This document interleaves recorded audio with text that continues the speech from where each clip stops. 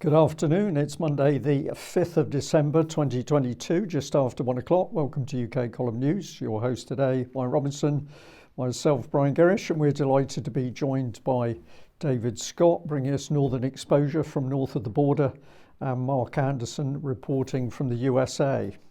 We're going to start off with strikes, and of course the RMT yesterday announced that they have rejected the Rail Delivery Group's offer.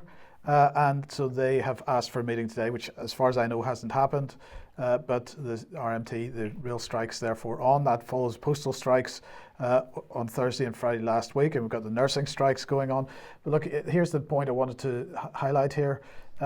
This is more than just about pay for these people. So the proposals from the employer are also conditional, according to this document, on your union accepting the following. That all workforce changes are accepted without reservation or industrial action. Closure of all ticket offices and displacement of all retail staff. Creation of a new multi-skilled station grades. A mass job severance programme. Driver-only operations on trains. New arrangements for mandatory Sunday working. A review of all on-train catering services. Review of fleets, grades, working practices and depot driving. Flexible working contracts, working and rosters. Mandatory adoption of new technology with no payment, new attendance management scheme, review of stood-off arrangements, not quite sure what those are, but a new annual leave and sick pay arrangements. David, just to welcome you to the programme, first of all, clearly much more. I mean, in the case of nursing, we've seen that the issue of patient safety is part and parcel of what's going on, but certainly with the postal strikes and with the rail strikes, there's an attempt to completely re-engineer the contracts of employment. Yes, because the background situation is changing. It's changing radically, and it's changing in unpredictable ways. So in order to keep the businesses viable, they have to respond in similar vein. So in the case of the post, well, we have a thing called email, and it's totally changed. The technology's totally changed the market, as technologies are totally changing, for example, the high street. And in terms of transport, well, it's very, very government-led, and it's very highly regulated, and it is, of course, part of the dear green solution to all of the world's ails. So the state is hugely involved in regulating and in Scotland actually running the railways, but it's not going very well. After all, they did shut us all in our homes for 2.5 years. This didn't do an awful lot for the rail industry. And you're seeing the after effects of that. They're needing to dramatically cut costs. They're needing huge improvements in the flexibility of their workforce in order to cope with the fact that the underlying business model that they were working on was destroyed, not least of which by government COVID policy. Well, David, I mean, this is a ridiculous thing for you to say. Government COVID policy could not possibly be the reason for it, or any other government policy, and I'm going to show you why. You're coming up to Christmas. It's unfair, in my view, for the unions to really damage people's and disrupt people's lives and livelihoods at a time at Christmas. And they should really rethink and they should reflect on this, because that is exactly what Putin wants to see, is that division. Let's not divide, let's come together. So clearly you need to rethink your position there, David, because it was Putin's fault all along. Well, there we go. You know, I have to also, not only do I have to re-drink which pub I go to in Jerusalem, but I have to rethink many things here. Did you like the use of the word unfair? This is trying to capture a word that the left have been misusing for years. But now, the government's going to grab hold of this idea of fairness, which of course doesn't mean anything. This is why it's such a good term for politicians. And we're going to say, well, it's unfair. Yes, everything's unfair. Life's unfair. The amount of unfairness that we can point to is essentially unlimited.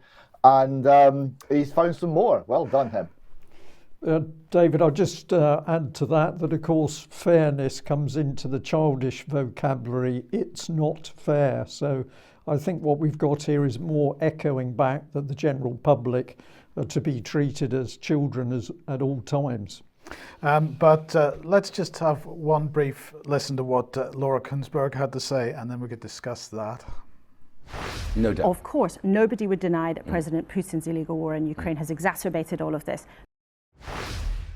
Do you think that's true? Would nobody deny that, Brian? Well, you can blame anything on Putin. I suspect that Father Christmas is going to be delayed because, Putin will have done something to the reindeer. It doesn't matter what it is, you just say it's Putin, and that's the rubber stamp on it. Yes. But David, what's going on in Scotland with coffin makers?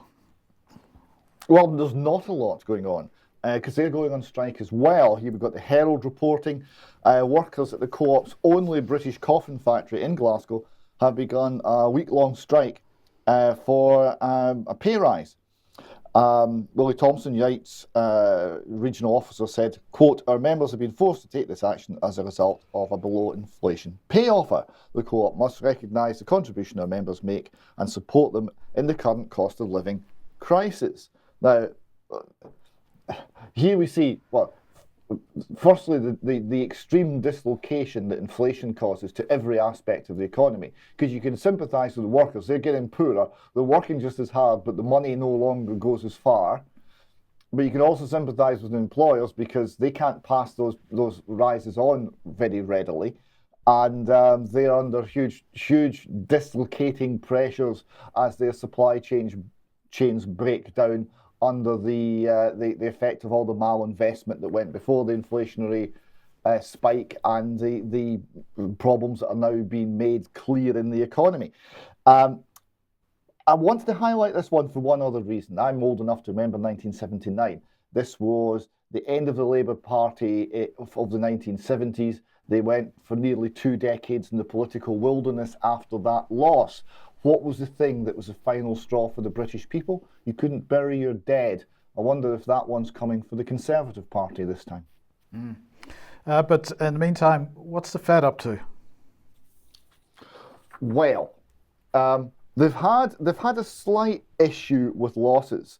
So this is from Arcadia Economics, Ravi Farber, commenting on this. The Federal Reserve's balance sheet is showing a small problem. You see here, total Treasury securities, that's T-bills, notes and bonds. So this is United States government debt that the federal bank holds. The value of this, the fair value is 5.1 trillion, but they paid nearly 5.9 trillion. They've got a 700 billion loss on that account. And when it comes to mortgage-backed securities, because they buy them too, because, what's not to love, they bought $2.8 trillion worth of mortgage-backed securities that are now worth 2.3 trillion. And another nearly $500 billion loss on that. So the total is $1,125,302,000,000 losses on their balance sheet, which in anybody's assessment must start to be at the point when it's adding up to quite a lot of money. Indeed, but keep going. So this is all caused by interest rates going up, as the value of these bonds is inversely related to the interest rate. So as the interest rates go up, the price of the bonds go down, and all the bonds on the Fed's book have to be revalued. And this is actually sucking real assets and out of the Federal Reserve System, which does have a tendency to undermine the dollar. At the same time, they're trying to reduce the money supply. Now, I've got here the M2, this is the sort of broader money supply issued by the Federal Reserve, the Missouri Fed. And what you'll see is a steady increase at a gradually increasing rate. The huge financial crisis of 2008 shows us a little upward blip, almost at this scale not visible in the ever-increasing money supply. 2020 is the most remarkable thing on the chart. The money supply just went to the moon. And then it kept increasing ever after until recently, and it has actually turned, and they have managed to bring down the money supply. We've got a a graph that shows it at a different scale, and you see it is actually going down. And this is essentially the first time in the history of that graph, which goes back to the 60s, where the money supply has actually gone down. Now, the key issue here is that in an economy based entirely on money printing, right, entirely on cheap or free money, creating bubbles, a bubble economy, they are now succeeding, albeit temporarily, in bringing down the money supply. This will break things. This will cause asset prices to collapse. And in response, I think, they will go back to money printing. So that graph, we'll keep an eye on that. That graph will show whether the Federal Reserve are succeeding in their fight against inflation, or whether they've actually broken something in the economy and they've abandoned that fight and we're going back to money printing. Time will tell. Okay, well, thank you for that, David. Now, Mark, welcome to the program. You have a graphic here showing Representative Madsen Cawthorn from North Carolina talking about the Federal Reserve Bank. Yeah, did you guys get the video? No, unfortunately, we haven't, Mark. That one didn't want to play for us. So I've just taken the quote. If you can't read it on screen, I'll read it for you because I know the print's a little bit small. No, I can read it. Okay, yeah. Go ahead. No problem. Yeah, we'll roll with punches here. Madsen Cawthorn is the first member of Congress born in the 1990s. He's a young one out of North Carolina. He holds the District 11 seat, just setting the table here, formerly held by Mark Meadows. Mark Meadows was also a Fed critic, but he went on to be chief of staff under Trump for about 1 year in a rather rocky part of Trump's presidency. But here it says on the screen, the Federal Reserve is poison to our nation, Representative Cawthorn said on the House floor recently. They are absolute master of our currency and in turn, master of us all. Private banks should not have this much power.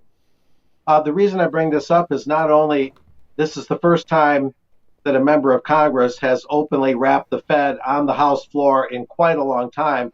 And I've been covering Congress on again, off again in person for about 12 years now. So you don't hear this much. But the other significant part about it is that Cawthorn represents a different kind of Republican that is pretty rare, but is actually the real Republican, the real conservative, the real constitutionalist. They're always backbenchers and minorities. About 8 or 10 years ago, there used to be Justin Amash from Michigan, who held Gerald Ford's old seat. Gerald Ford was the noted Michigan congressman who served on the Warren Commission investigating JFK. And Thomas Massey of Kentucky, another kind of rebel Republican, he got reelected gladly to the House. And the late Walter Jones, who I interviewed once personally, he also came from North Carolina and was a member of these rebel Republicans that don't agree with the big tent GOP party line. And then I mentioned Mark Meadows. So Madsen Cawthorn is not only rightly criticizing the Fed for commandeering our economy, and he had a lot of good things to say, and I'll be looking into that more, but he represents a welcome breath of fresh air in bringing back these Republicans who are true constitutionalists and are true conservatives, you might say, and represent hopefully what will become a trend. They're willing to buck the GOP party line. They're willing to work with Democrats and independents in certain crucial areas, and that can create a tectonic shift that kind of transcends the Democrat versus Republican conventional standoff that we always hear about. And the reason that's important is because Congress really could end the Fed if more people like Cawthorn were to come along, if this catches on, if this becomes viral, and they get around the standard red state, blue state, left-wing, right-wing dichotomy, and they unify in larger blocks, they get a paradigm shift, and then they really could challenge the Fed. And for reasons that David just got done explaining, the Fed really has to go. We shouldn't have private banks managing our money supply for their own perpetual profit. So Madsen Cawthorn, I think, is showing hopefully what will become a long-term trend in Congress. Okay, thank you for that, Mark. Now let's move on then to, other economic aspects, I suppose.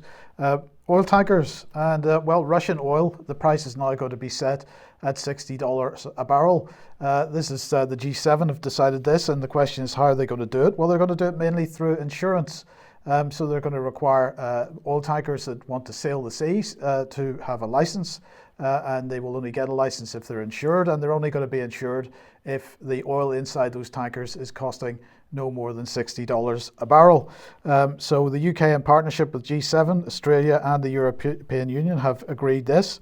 And the finance ministers agreed to a cap in September. This is now the implementation of it.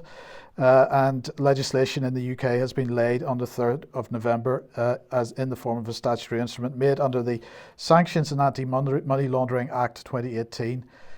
So there you go. Let's see what the wonderful Jeremy Hunt had to say about this. The UK will stand with Ukraine and her people for as long as Putin's war continues. We will not waver in our support, and we'll continue to look for new ways to clamp down on Putin's funding streams wherever we can.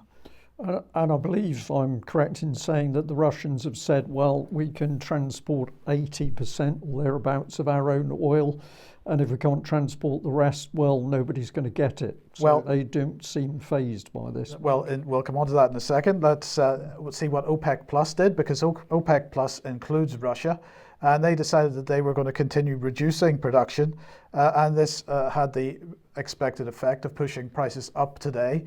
Now, whether on a long-term basis this is going to make any difference, we have to wait and see. But if it does, we've got to remember that once again, oil prices going up, which is feeding into inflation, is as a result of government policy. We'll just have a look and see where we are on a monthly basis. So it's up nearly 2% today, but down 12% over the past month. So we'll see what the long-term implications of this are. But here's an interesting thing, because it's not all, it doesn't all seem to be going to script, because here's the a part of the comments from the Council of the EU.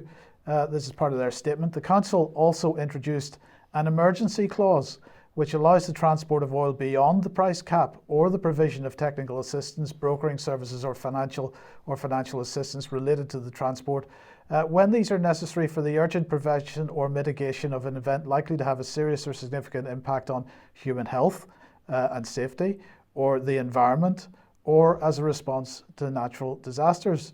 So it seems like that they've given themselves a whole bunch of caveats there, Brian, to just keep taking Russian oil, because they could say that perhaps, well, the fact that we can't heat our homes in Germany over the winter would have an impact on human health, and therefore we'll just take the oil anyway at whatever price. Well, they also say there's an ongoing natural disaster, which is climate change, according to them. So, this is a free hand, just play the rules as they would like. Yes, so here is Dmitry Peskov saying, we are analysing it now, this change. Some preparation has been made. We will not accept this cap, and we will inform you after the analysis, which will be carried out quite quickly. And as you say, the Russians have markets other than in the West. We will see what the long-term implications of this are. David, any thoughts quickly? Well, firstly, this may be a huge boost to the Russian insurance market, because the naive idea that only London can insure ships, this is not God-given. This is only because they've done this for a long time and tend to do it well. Now it's been the subject of manipulation by politicians. This may not go so well. Secondly, if they manage to impose the cap, they'll make all Russian oil the most desirable product because it's going to be cheap. So, well, the Russians have already said they're not going to sell it at that price, David. Well, we'll see, but you initiate smuggling, you initiate all sorts of dark arts as the market tries to right itself and it tries to clear at the market clearing price. This is going to be, I would suggest, hilarious. This will not work well. I'll just add to that, David. Some of the reports I was reading over the weekend suggested that the West is going to say it's okay for India to rebag the oil and re-export it, which I found particularly interesting. I wonder if our Prime Minister had any hand in such a deal, if that is true. Well, let's come on to the serious subject of war dead in the war in Ukraine. The BBC is really becoming, well, not quite sure what to say, but we know that they've been operating as the spokespeople for Zelensky for some time. And here is the bizarre claim: Ukraine war, Zelensky aid reveals up to 13,000 war dead. Now, let's have a look at the comment in the article itself. It says up to 13,000 Ukrainian soldiers have been killed since the start of Russia's invasion, a senior official said. I read that figure. I was just incredulous that the BBC would bother to print it. He said that, so the Ukrainian side said between 10,000 and 13,000 troops had died. It went on to say that this particular gentleman had said in June that between 100 and 200 Ukrainian soldiers were dying annually. Dying daily, apologies. And that was then contrasted with the US General Mark Milley saying that around 100,000 Russian and 100,000 Ukrainian soldiers had been killed or wounded since the start of the war. So this is a huge spread of figures here, and we're to believe that none of the NATO systems, the UK or the US intelligence systems, are capable of working out what the casualties are. Well, the BBC strapped across this the question: can we say how many people have died in Ukraine? And if you have a look at the BBC reports, they specialise in a whole lot of infographics, where here we're to believe back in July that the casualties were a relatively small number, tragic nonetheless, but still small. But this is how the BBC is selling the propaganda to the public. So you can see this little graphic clocking up to over 10,000, 10,470. Then we've got other graphics mainly focusing on Russian military deaths. So this is going to the 27th of June this year, 35,450 for Ukrainian deaths. Sorry, that has come from the Russians. Here we've got 10,000 deaths reported in Ukraine from another source. So the point we're trying to make here is that it just appears the BBC has no idea what's happening. But if we come back to the admitted losses, which have been reported widely, of 100, 200, 300 men killed in action per day. The war's now in its 283rd day, so 100 per day is 28,300 losses on the Ukrainian side. At 300 per day, we're into 84,900. But we've now got Russian troops coming in, over 300,000 troops with massive amounts of artillery. And there's already been reports of Ukrainian killed in Bakhmut, around 500 per day. But we've also got this claim of 100,000 Ukrainian military dead.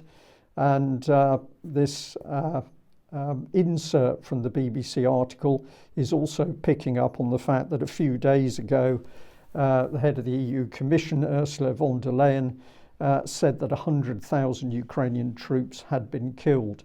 Let's just have a look at this little bit of video clip to hear what she did say, because this has now been removed. More than 100,000 Ukrainian military officers have been killed so far. Well, she uses the term officers, but everybody agreed she was talking about military casualties. But surprisingly, she was confused. She made a mistake. She didn't know the correct figures. And so that has been pulled, and the BBC is very quick to point that out.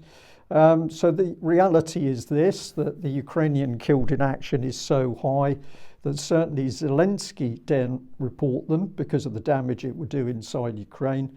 And of course, the BBC dare not report them because that would enable people in UK and the West to understand the true state of the war. But if we go in a different direction, the fact is that most battlefield deaths and injuries are caused by shelling. Ukraine has admitted that Russia fires up to 6 to 9 shells for every Ukrainian shell.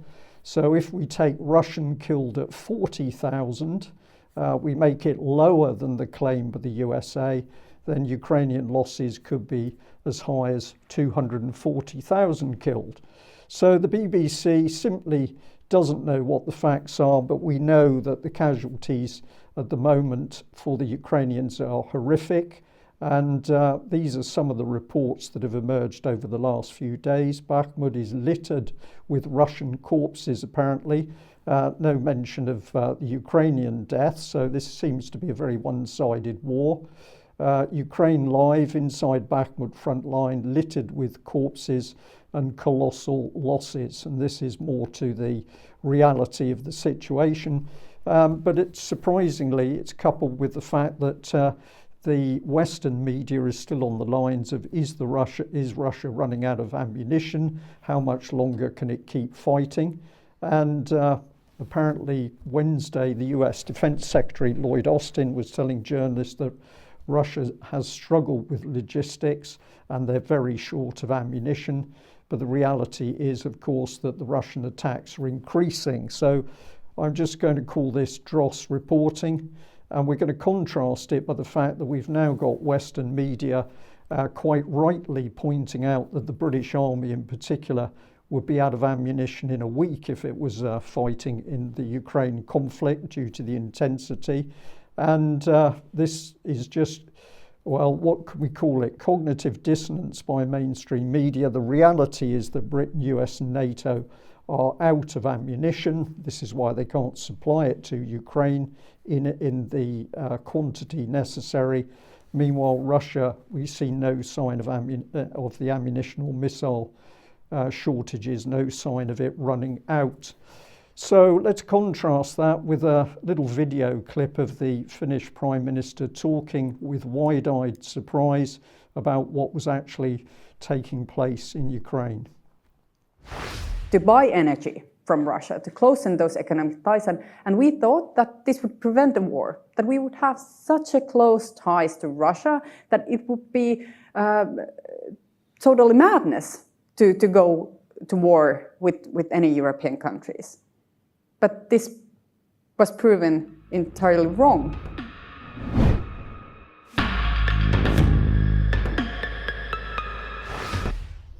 Well, there we are, David. I could see your face as that little clip came up. A young woman just totally bemused and surprised that she couldn't work out what had happened, even though Putin clearly told the West what was going to happen if they continue to press NATO, and in particular nuclear weapons, up to the Russian borders. He did. And NATO were on the record that the Ukrainian ascension to NATO was assured. It was a certainty. It was just a matter of timing. This is the statement that was made, and this was made and not rescinded, despite the dispute over the Crimea, which made clearly any NATO expansion into Ukraine a powder keg. And a fast sprint to war. And it was known in the West that we were pushing the Russians to a point where they saw their vital interests at stake and would react. And when that reaction came, Ukraine was going to have the country wrecked, and that's exactly what's happened. She didn't see it coming, but there were many wiser voices in the West that did. Unfortunately, Western governments, Western leaders were not listening to any of these wiser voices. Yeah, absolutely. Well, just wanted to contrast that very naive Finnish Prime Minister with somebody I'm going to call a real lady. We've shown this clip before, but let's think about the contrast. I voted against this report. Its timing is pretty appropriate, coming as it does a few short weeks after the 11th anniversary of the day Libyan leader Muammar Gaddafi was killed during the NATO assault on Libya, sodomised with a bayonet and shot in the head. The NATO intervention in Libya, carried out in the name of protecting freedom, democracy and human rights, is one we do well to remember as NATO plays out its proxy war in Ukraine in the name of, you've guessed it, freedom, democracy and human rights. Because what happens after NATO intervenes in your country on this basis? Terror, death, lawlessness, rape, poverty, starvation. Libya is a country riven by conflict, its economy shattered, its population, formerly the wealthiest in Africa, ridden and mired in poverty. Migrants are bought and sold in slave markets. 1 million people rely on humanitarian aid. It's a country of mass graves, of crimes against humanity. This is NATO's legacy. This is NATO's rights strategy and democracy. So there we are, and we'll just end on this incredible article that the Express decided to publish. Ukraine to trigger military collapse in Russia with morale-shattering spring offensive.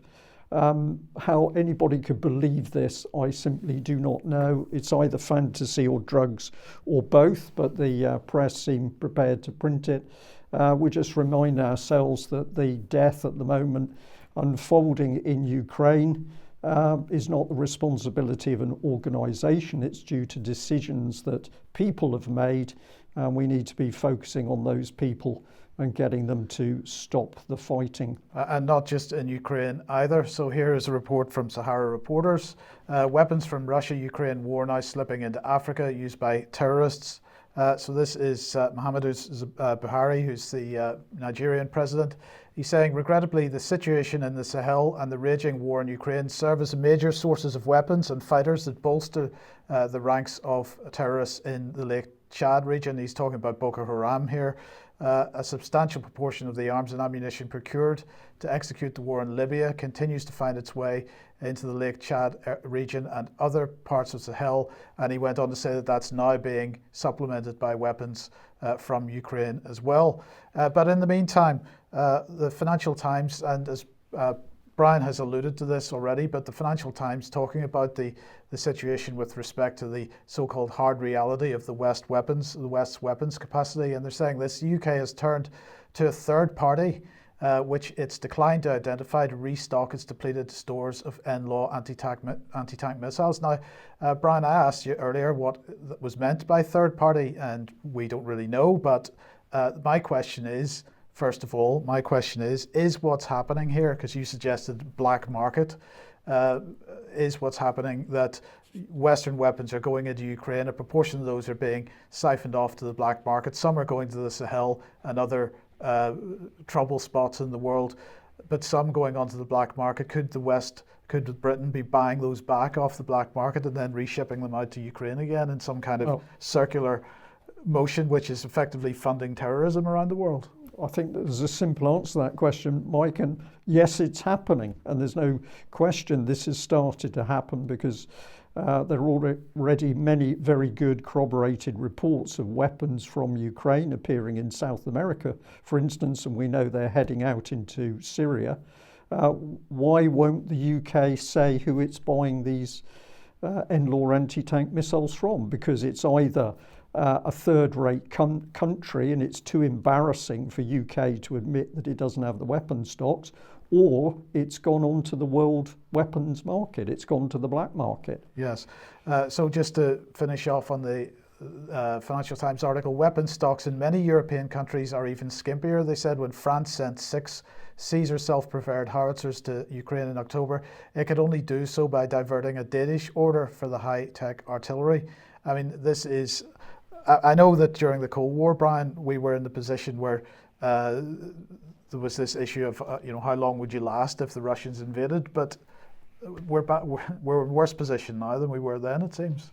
Yes, although what I will say, Mike, is, during the Cold War period, certainly in the Royal Navy, we watched as weapons stocks declined. So ships were at sea with very, very low levels of weapons on board, and this was a matter of concern for many people, but the policy from above continued. The other thing we've seen in the West is, instead of dispersing ammunition stocks and facilities around the country to protect them, the policy was, no, we've got to save money, they've all got to be brought together. And of course, if you bring the facilities together, you make them an even bigger and easier target. So crazy decisions being made. David?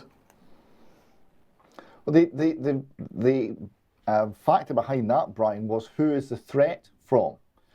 Because if the view was that there are no external threats anymore. Everyone's going to get along.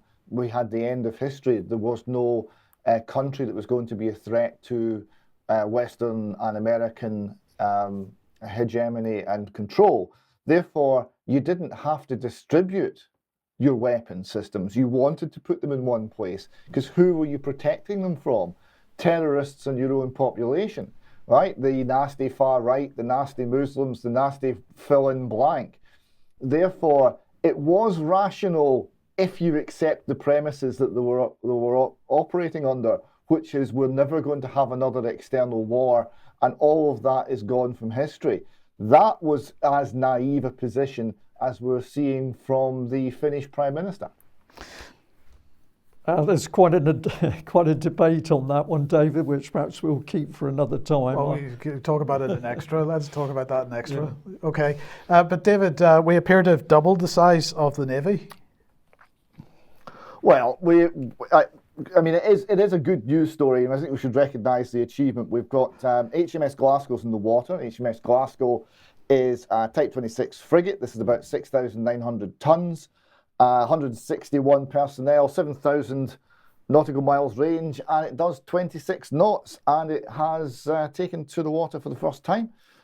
We see here STV News got some pictures of the ship just before its launch. It was taken onto a barge from a submersible barge from the shipyard in Glasgow, sailed down the Clyde, launched into the water via the barge, and then towed back up for finishing works.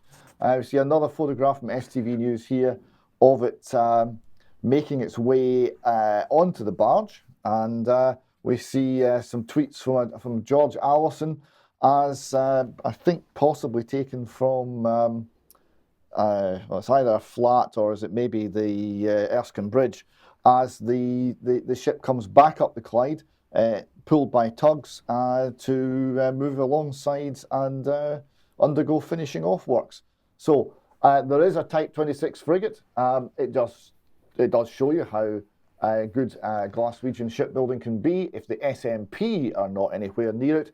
But of course, it doesn't get over the main problem with the size of the Navy, what it's for, what we're asking it to do. And also, and I was looking for this, whatever happened to HMS Prince of Wales? There's nothing in the news about this. It's complete silence, from which I conclude the problem with the propulsion system must be very serious indeed. Thoughts? Well, I think you're absolutely right on that. I was just wondering what the temperature of the water was there for HMS Glasgow, but hopefully that won't be a problem. Not in the Clyde, I wouldn't have thought. But anyway. Okay, if you like what the UK column does and you would like to support us, please head over to community.ukcolumn.org. There are options to help us out there. You could pick something up from the UK column shop, but if you're going to do that, then I would strongly urge everybody to get their orders in this week, because with postal strikes and so on, it's going to be tricky to guarantee. We can't guarantee, but it's going to be tricky to get stuff out to everybody by Christmas. But please do share material on the various platforms. I'd just like to remind everybody that there is a YouTube channel which is putting UK column material up. That's at UK column extracts. And thanks to Kenny for all the hard work that he's doing there. We would just like to ask everybody to use this to share extracts from the UK column news as you see fit. Yeah, excellent. And David, that takes us on to a conference. Yes, so the UK column's very delighted to announce that we're organising a conference in Glasgow called the Fornetti Conference for the 200 women who suffered, well, 200 women who so far come forward to confirm they suffered abuse at Fornetti House in Angus. This has been done in consultation with the Fresh Start Foundation, and it's to be held on Sunday, the 22nd of January, and it's at St Luke's, an arts and music venue in Bain Street in Glasgow. That's near Barrowlands, and it's nice and central, so I hope we'll have a huge turnout from the ladies who are campaigning for justice over Fornetti. This will be the first time that they will all have a chance to meet each other. There will be speakers, and we'll confirm times and the speaking arrangements in the weeks to come. Okay, and a special event. And we are doing a special on Thursday, so kicking off about 4:30 in the afternoon. It's a UK column special, along the same lines as the Doctor for COVID ethics events we've run in the past, but this one's on education. It's called Education, Not Indoctrination, and we'll be looking at various aspects of the manipulation of our children through the schooling system, including the sexualisation of children, including critical race theory being taught, queer theory being taught, and all of these related issues, and the pushback against them, including the legal action taken by the ladies in Wales, and many other practical moves to push back and fight back against what has been done to our children by our government. And just to clarify, David, that's Thursday the 15th of December, not this Thursday, so it's Thursday week. Sorry, I beg your pardon. Yes, Thursday the 15th, yes. Okay, well, let's have a look at a couple of emails that have come into the UK column. And this one, well, it's fascinating, and I shall be watching your face, David. A lady called Elizabeth says, just seen this on local community church Facebook. And the text of the conversation says this: I'm writing on behalf of Transforming Communities Together, Tyne to Tweed, concerning our current project, Real Conversations, as part of the Department for Levelling Up Faith New Deal scheme. We're currently at the stage of advertising our small conversations in Whitley Bay, happening Tuesday the 6th of December, Tuesday the 10th January. And we're reaching out to the various communities and faith groups of all kind in the wider Whitley Bay area. We're looking for participants with an interest in community action, or who help run or use community faith or youth groups in Whitley Bay. It's going to make Whitley Bay great again. Our small conversations will culminate at the end of January with a big conversation, a celebration of what we've discussed and learned. David, I was only able to read this very quickly before the news, but I smell big society here. To me, this is very much part of David Cameron's original big society coming here. Transforming communities, levelling up faith New Deal scheme. Sounds good. Well, it's one of these, we've seen more and more of these suspicious word salads where we've got all the buzzwords in together and it doesn't actually make any sense. It's not English. It's speaking some other language. There's elements of Marxism, there's elements of big society, there's elements of essentially state control and co-opting of the third sector and here of what they call the faith community, right? So this is everyone's got to be brought together. We've got to control the fun. We've got to make sure everyone's following the agenda. We can't have people going out there and doing anything radical like having a church and preaching the word of God and not really caring if they offend people or if they comply with the current government guidelines. They are speaking what they believe to be the truth. And I think that's viewed as being problematic. And we've got to get everyone on the one script. Yeah, indeed. Okay, well, one more here. An email that somebody sent in on the subject of PESCO. And what this is showing is people are taking action, and we're delighted that this is happening. Let's have a look at this. So this is an email that was sent to Helen Morgan MP, UK membership of PESCO, saying on the 7th of October in Italy, UK Prime Minister Liz Truss signed up the UK Armed Forces to elements of the EU PESCO agreement. How and what was the instrument used to bypass Parliament, allowing sovereignty to be ceded? Well, it did get a response.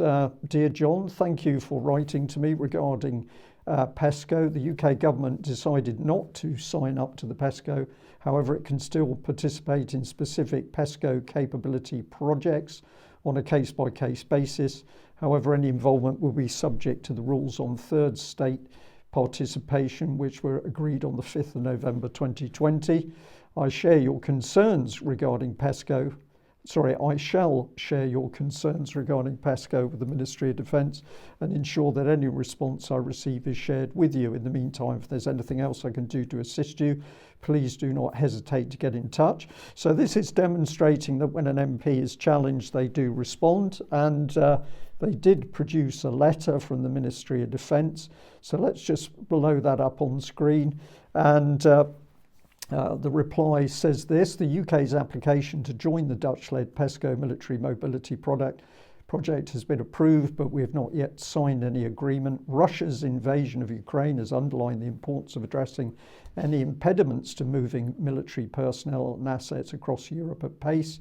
Joining the project, just one of 60 projects under the EU's PESCO framework, would better enable the UK to shape the rules and requirements which impact the movement of forces across the EU and to reinforce NATO's flanks if required. Ukraine's just the gift that keeps on giving, isn't it? Absolutely. So I thought you might pick up on this one, Mike, because I know that you haven't seen it previously. But we're going to say people can freeze that full reply and see it on screen.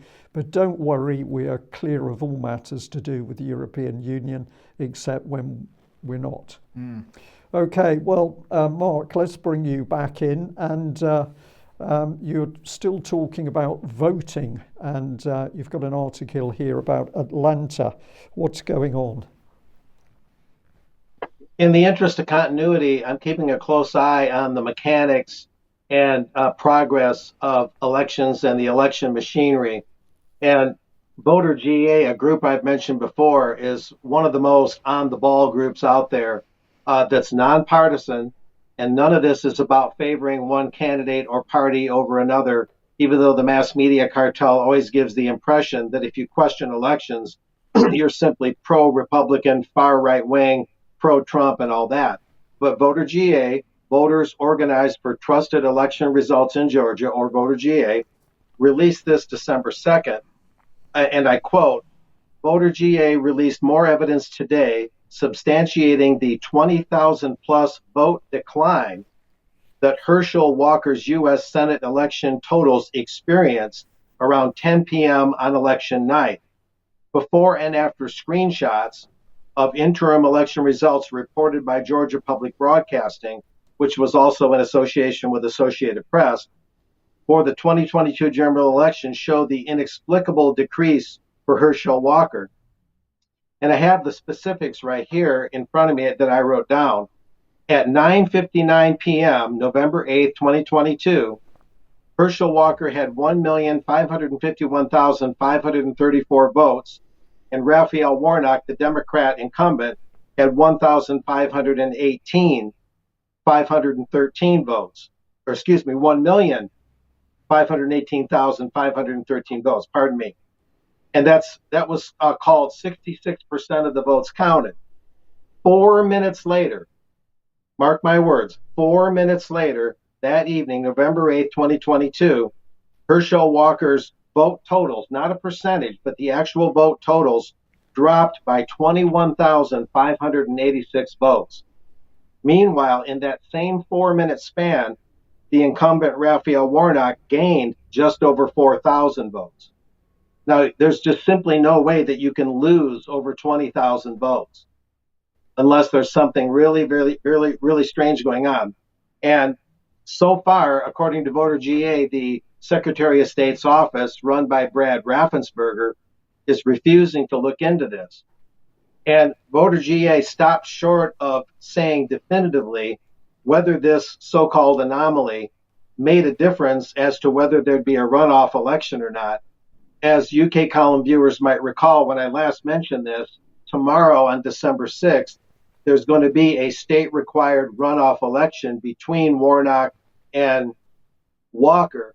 The reason being is, according to the Associated Press, if neither of the dominant candidates gets 50% or more of the vote, and a libertarian candidate helped trim the vote down for the two major candidates, if they don't achieve more than 50% of the vote under Georgia law, then there has to be a runoff. In other words, they called it too close to call, and there'll be that runoff tomorrow. But the question remains is, if Walker had not had this inexplicable vote drop in a 4 minute time span, would there be a runoff tomorrow? And would it be true that Walker would have ended up being the new U.S. Senator defeating the incumbent Warnock? So this just shows you how pernicious this is. And it's a very serious matter. Now, Garland Favorito, just to summarize, he's the founder of Voter GA and a very good source. There is no technical explanation, he said, that I can see for one candidate's vote totals to decrease dramatically during an election, especially when his opponent's totals are increasing at the exact same time. We are concerned that this indicates some type of electronic vote manipulation that the Secretary of State's office is unwilling to investigate and unwilling to explain. That puts the runoff at risk of the same problem. In other words, Voter GA anticipates similar problems tomorrow during the runoff. So this is a classic example, and Voter GA, again, does not support one party or one candidate over another, as Raffensperger's office and other critics claim. But this is a classic example of the kind of anomalies that happen on a regular basis, at least a semi-regular basis, and yet the media says that anybody that cites this stuff is crazy. But the evidence is all too clear. So this is just an update to keep the continuity of this matter going. Okay, Mark, thank you very much for that. Now, you're going to take us on, I think, to do with matters to do with borders down in Texas. We've got two little film clips here, which we're going to play on screen. There's no sound. Are you happy? One of them shows some men climbing over a wall, and the other is a line of men. The wall one, I think, is the first one. Is that correct? Yeah, I believe so. These are videos, and I'm describing it, of illegals entering people's private homes who live at or near the border, the Texas border with Mexico. And this is a very common occurrence. This is not an uncommon thing. There's another video clip among many that I've gotten, and these are all firsthand videos. These don't come from other news sources. These come directly from people I know on the border, or people that know people I know on the border. And it's security cameras, or it's their own phones. And there's lots of things that I'm receiving that never see the light of day in other alternative media or the mass media cartel, the conventional media. And so the situation is much more porous. The border is much more porous than Governor Greg Abbott of Texas is letting on, even though he doesn't downplay it too much. The other video that didn't happen to get shown today, we just showed the two that the black and white videos from security cameras where illegals are entering people's private properties unmolested. But another video shows a produce farmer. She grows fruit in a large scale area near the border out in the greater Eagle Pass area. And that video that I watched just yesterday, she's saying that 100, 150, 200, 300 illegals are crossing into her land every day and being loaded onto buses by the Border Patrol, processed oftentimes through private charity NGOs, and then they're sent inland and released into the United States, contrary to the claims of Governor Abbott. And I think you want to show something about Texas border deaths probably in a moment. But the main story here is that Governor Abbott is saying that under Operation Lone Star, they're really getting serious, and that they're largely deporting, apprehending, and sending back and repelling those coming across the border. But two ranchers that I spoke with and another private ranch hand who prefers to be anonymous, they all told me in exclusive interviews that Governor Abbott's Operation Lone Star, in their view, is a fraud. It's a major deception.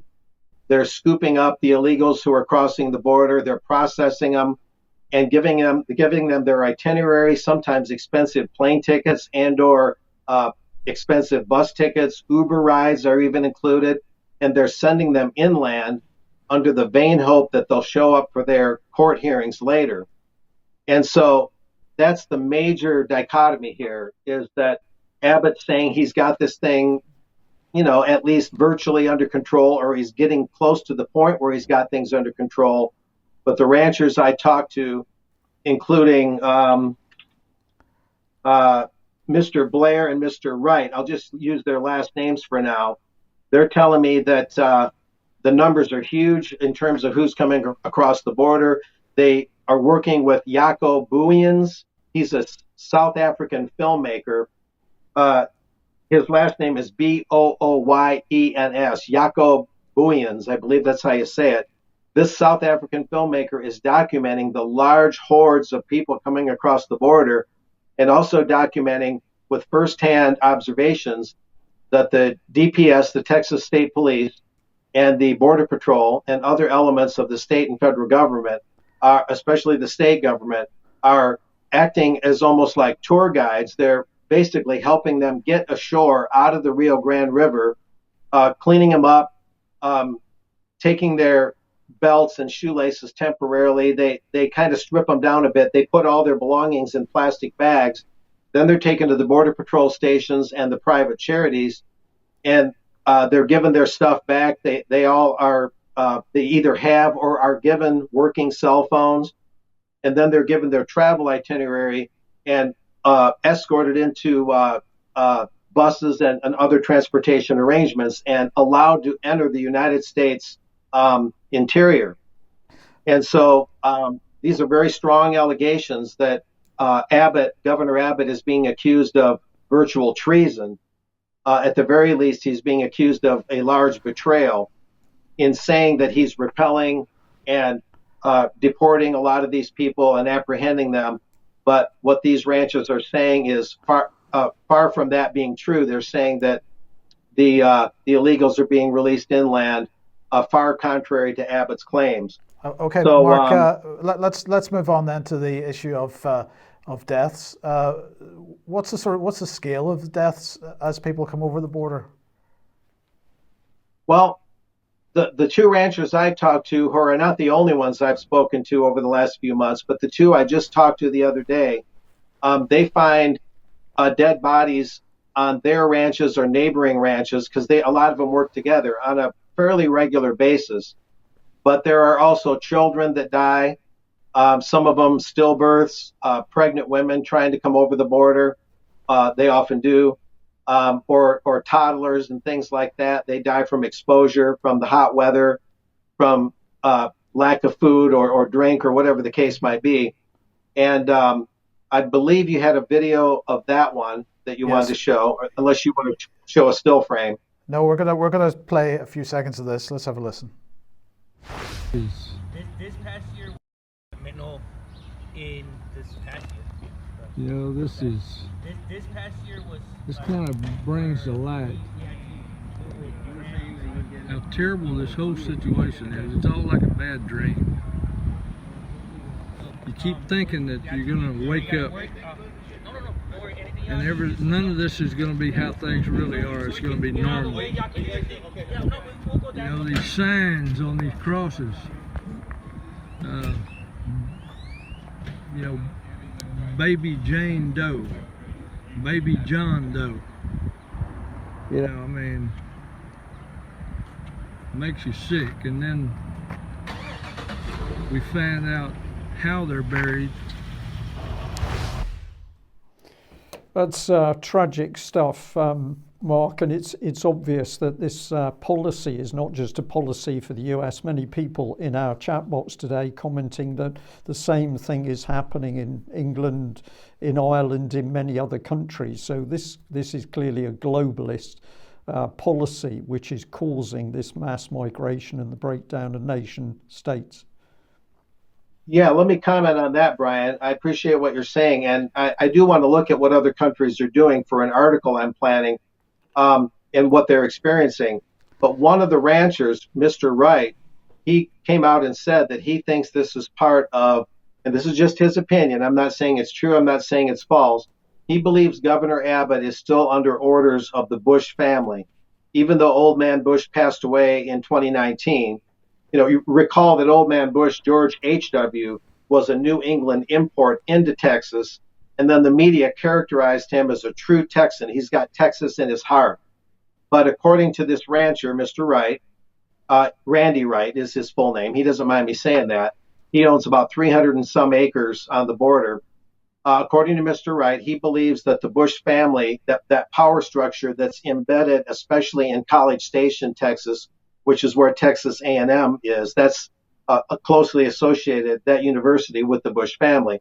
He believes that controlling element of the Bush family still has sway over the governor's office, and that Abbott is answering to that power structure, which this rancher even connected to the Rothschilds, in his view, that dynasty, that old line dynasty that is pushing globalism and has for a very long time, and that Texas is under globalist orders not to arrest the illegal invasion, to basically let it happen, but put on a good show under Operation Lone Star, and fake right and go left, you might say, or fake nationalist and go internationalist.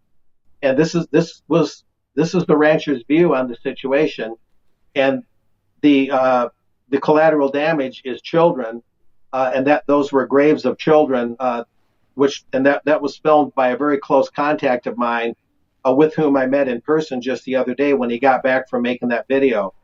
So yeah, it's a very serious situation with very serious allegations being leveled at Governor Abbott. So I'll be keeping a very close eye on this over the next several months.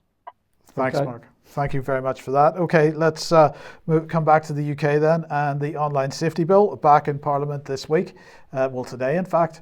We're not onto that yet. We're on to the COVID-19 vaccine damage bill. I do apologise. This is Christopher Chope's bill. This is in Parliament on Friday. So that's getting its second reading. And so Friday is the day that it's in.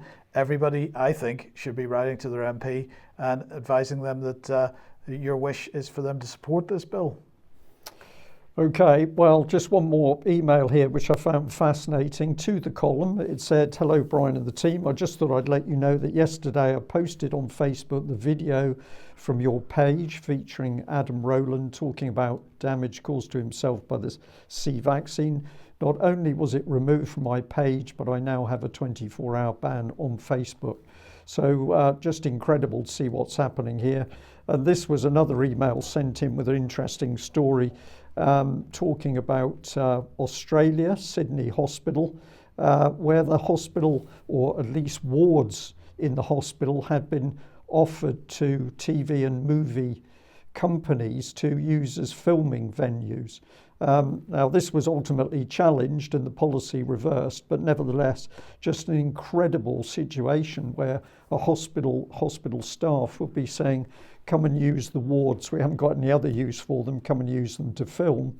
And I'll just add to that what I regard as a good news story. The Mail here, anti-vaxxer nurse who injected up to 8,600 elderly patients with salt water instead of COVID vaccine walks free from court in Germany. So the Daily Mail was shocked. She was actually found guilty of 6 counts of intentional assault by virtue of the fact that she obviously refused to give people vaccinations. And we've got more scaremongering coming up, because we are now being told in UK that antibiotics are a problem, and big headlines now about Strep A. Now, I know that Debbie will be speaking about this on Wednesday, but you can see the media ramping up the fear campaign. And of course, if you've got a fear campaign, you're going to have the BBC fully involved, because their story ends up with these 2 headlines: London child dies with Strep A bacterial disease, and primary school pupil dies after catching disease. So just incredible to see this propaganda coming through. Yes, okay. We'll give you a bit of a preview, but there you go. Online safety bill in Parliament today, and that's 5-month delay, but nonetheless, aside from freedom of information, freedom of speech issues have been highlighting, there is the issue of end-to-end encryption. I just wanted to briefly mention this. Now, several weeks ago, 70 organisations published an open letter to Rishi Sunak on this issue, because they're particularly concerned about 2 main aspects of this: forcing private messaging services to get rid of end-to-end encryption, or at least provide a backdoor. Now, why would they comply with this? Well, of course, as we saw with Apple recently, who decided that allegedly on the basis of a request from the Chinese government to restrict airdrop capabilities in China because the protesters there, the COVID lockdown protesters, were using airdrop to transfer files between each other. Apple restricted that use just prior to the main anti-government protests there. Of course, Apple will ask communications apps to be removed from the App Store in the event that they don't comply with national legislation. But then there's this, which perhaps is even more insidious, and that's client-side scanning. And well, what is client-side scanning? Well, this is the idea, the concept that not only should you not be saying or publishing certain things online, that you should be prevented from actually uploading them in the first place. And so the idea is that your device scans for certain types of content before it gets added to an encrypted chat or to whatever it happens to be, and it is either prevented from being uploaded, or in some cases law enforcement would be told about it and informed about it. So this is all part and parcel of the online safety bill. It's not great for freedom of speech. Of course, the usual trope of child safety is being rolled out to justify it. As always. As always. David, let's come on to Davos. Yeah, a little advert for Davos 2023. This is from a blog called The Dossier, which has a note of their agenda. The theme is partly going to be cooperation in a fragmented world. I wonder who fragmented it. And subjects include, quote, addressing the current energy and food crisis in the context of a new system for energy, climate and nature. It's all new, you see. And the dossier translates that as essentially the World Economic Forum wants you to eat bugs while energy becomes unaffordable due to the purposeful destruction of the global reliable energy sector. Seems a fair assessment. Next, we've got an agenda for addressing the current high inflation, low growth, high debt economy in the context of a new system. It's all new system for investment, trade and infrastructure. And they translate that as blaming Putin and COVID for their reckless Keynesian money policy pursuits. Again, I'd agree with that. 3, addressing the current industry headwinds. Headwinds, yeah.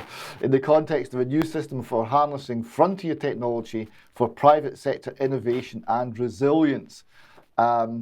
Basically, the translation is ESG policies are failing because they're crushing businesses, but they want you to sacrifice this in order to save Gaia. Item 4, addressing the current social vulnerabilities in the context of a new system for work, skills and care. I'm really noticing how new all of this is. There's no new thing under the sun, and I'm sure we'll prove that when we get to 2023. And they say this is bumper sticker jargon to convince you to hand over more of your personal sovereignty and rights to technocratic tyrants. And finally, addressing the current geopolitical risks in the context of a new system for dialogue and cooperation in a multipolar world.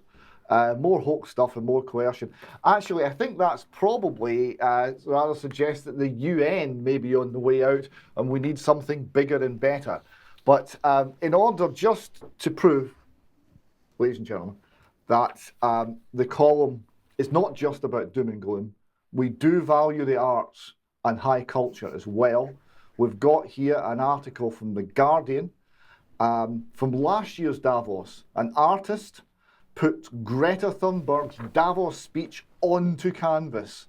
Northern Irish painter Jack Coulter, one of Mike's own team here, used the climate activist words and music to create the piece. And we have a picture of it here. There you go. That is delightful. Okay, thank you for that, David. Sticking with internationalist issues, Vanessa was talking about euthanasia on Friday, and particularly the Canadian euthanasia program, which is called MAID. Well, I just wanted to highlight this article from CBC. Former Paralympian tells MP's Veterans Department offered her assisted death. So what are they saying? A paraplegic former member of the Canadian military shocked MPs on Thursday by testifying that the Department for Veterans Affairs offered her in writing the opportunity for medically assisted death and even offered to provide the equipment. Now, what she was asking for, I believe, was a ramp for a wheelchair in her home, but they thought that if she was suffering too much without it, that she should probably just die. I have a letter saying, she's being quoted here, I have a letter saying that if you're so desperate, madam, we can offer you medical assistance in dying, said Gother, who was first injured her back in training incident in 1989. So, what I find interesting about that, Mike, is as you were going through, into my head came that about 10 years ago we were being approached by young military personnel, Army, Royal Marines, who'd got PTSD, and they were telling us that they had been told by the psychiatric team supposedly looking after them to commit suicide. We heard this from a number of different individuals from different regiments, Army, Royal Marine units from different parts of the country. We attempted to talk to senior Royal Marine officers about this subject, but they didn't want to know. Tragic stories, Mike, but very brave former military personnel who were coming forward to tell us about these very, very strange conversations with supposedly the teams who were helping them. Now, we received an email a couple of weeks ago. I'm sorry I couldn't find it to put it on screen just before the programme, giving us a bit of a hard time for not covering this story, so we'll cover it now. This is from the Oxford Mail. Traffic filters will divide city into 6 15-minute neighbourhoods, agrees Highways Councillor. Now, of course, we've talked about the idea of the 15-minute city or the 20-minute neighbourhood quite a number of times on the programme. We'll talk about it more in extra, but I just wanted to let people know what's going on here. Roadblocks stopping most motorists from driving through Oxford city centre will divide the city into 6 15-minute neighbourhoods, a county council travel chief has said. And he insisted the controversial plan would go ahead whether people liked it or not, because that's democracy in action. We go on. People can drive freely around their own neighbourhood and can apply for a permit to drive through the filters and into other neighbourhoods for up to 100 days per year. This equates to an average of 2 days per week. The alternative is to drive out to the ring road and then back to the destination, because this is being driven by climate change and policy, and therefore what we've got to do is to make sure that people drive further in order to save the planet. But anyway, a maximum of 3 permits a household will be allowed where there are several adults with cars registered to the address. So we'll have much more to say on this and other related policies later. David, we can either get a response from you on that, or you can keep it to extra, or we can move on to the next item. So why don't we do that? Response to extra. Yeah. Okay, well, let's... The next item here is from the Courier in Dundee. And it's regarding a drag queen storytime event at Dundee Contemporary Arts Centre, and it's been cancelled. The Courier reports a drag queen feels defeated after being made to cancel the event. A performer who's forced to cancel a performance at DCA on Saturday shared their anger over the online abuse they were subjected to. Miss Peaches, age 23, was set to host drag queen story time, and we have an article on our website on that subject from Dr. Bruce Scott, where she would read stories to children and their parents at an Elegate venue. The DCA had been forced to cancel the performance due to what they described as hateful and intimidatory behaviour of a small number of people online, leading the performer to feel unsafe. This is the standard excuse that's given, but we've seen this over and over again. These events are being cancelled because people are speaking out. Speaking with the Courier, Miss Peaches gave her reaction to the cancellation. She said, "It's really just bizarre to me. The event was listed as a story time. I was doing nothing more than reading a book." So there we go. A couple of quick comments that were on the Courier page.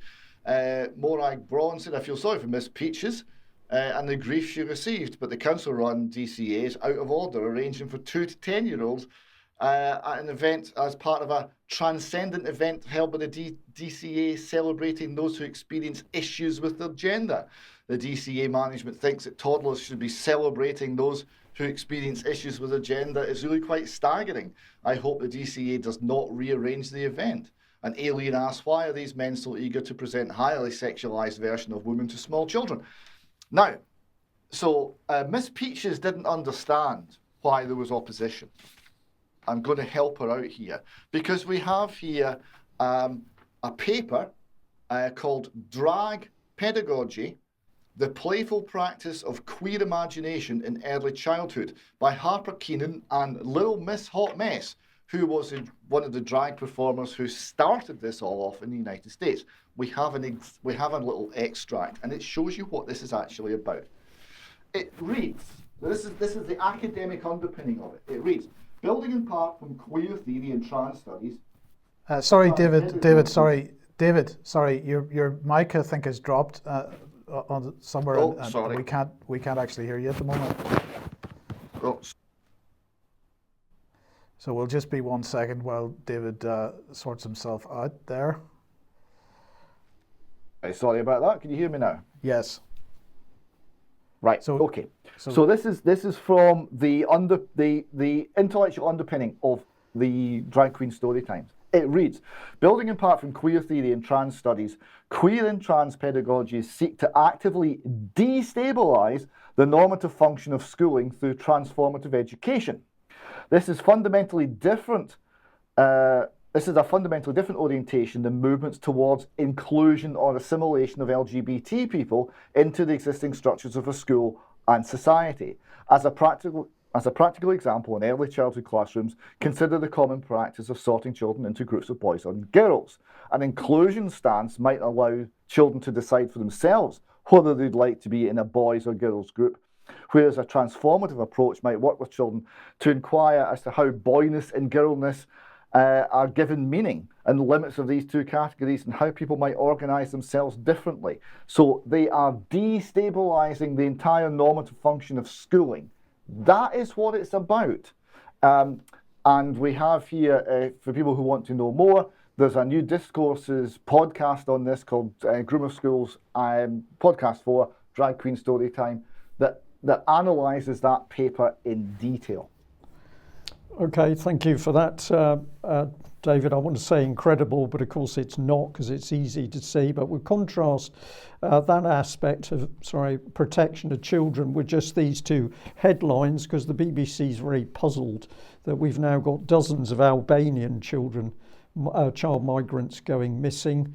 The second headline here, child migrants, 116 children missing from UK hotels. We had exactly the same problem when Syrian children came to UK, but this is all too difficult for the BBC. They can't really work out how these children could come here without parents and how they could subsequently disappear. And finally, David, then Neil Oliver. Yes, Neil Oliver, many of our viewers will also be catching the pieces to camera by Neil Oliver on such things as Drag Queen Storytime and all other cultural matters. So here he is on GB News, quoted, "Our heritage and history, our culture, our society, our communities, our identities as men and women, as sovereign individuals, all of it is being undone. This is deliberate and must be resisted at all costs." And that's essentially the position that the column has had for many years, that this is an attack on our society and requires us to resist. Jerry Hassan, cultural commentator in Scotland, SNP supporter, you can tell that because he's got a Ukrainian flag in his bio, it says in response, WTF, because the left can't say anything without swearing, with ultra-right hate. What's up with ultra-right hate preacher Neil Oliver as he descends into fascist imagery, demagoguery? Where is it going to end?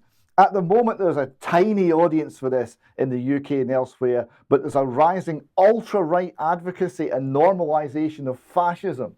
So, just a couple of things, right? Firstly, Jerry Hassan believes in collectivization and the state and everything inside the state and nothing against the state. Jerry Hassan is a supporter of fascism, and Neil Oliver, who's talking about the individual, isn't, because Jerry doesn't know what the words mean.